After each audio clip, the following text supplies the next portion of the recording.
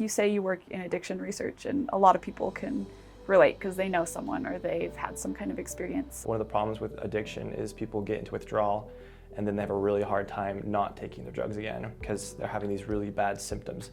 Especially with alcohol, it can be deadly. Essentially, we're looking at ways to alleviate alcohol withdrawal symptoms. We were looking at this drug called catharanthine and its potential as a therapeutic treatment for people struggling with withdrawal symptoms from drugs such as alcohol. Addiction is a really hard thing to treat people for. It's so tied into who we are.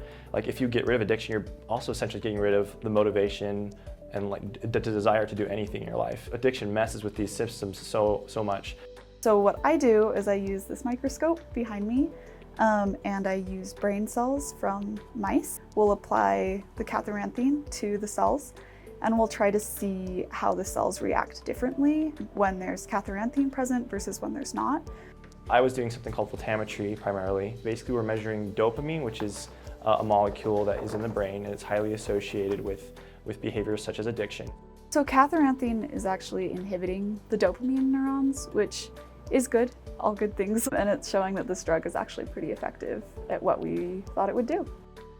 Being right there on the cutting edge of like finding a solution for a problem has been a really important experience for me. I think especially as someone who's going into the medical field, seeing that there are ways for us to like make a difference and to actually change these things, and that discoveries actually do happen like every day, even if they're just little discoveries. That has been really, really cool.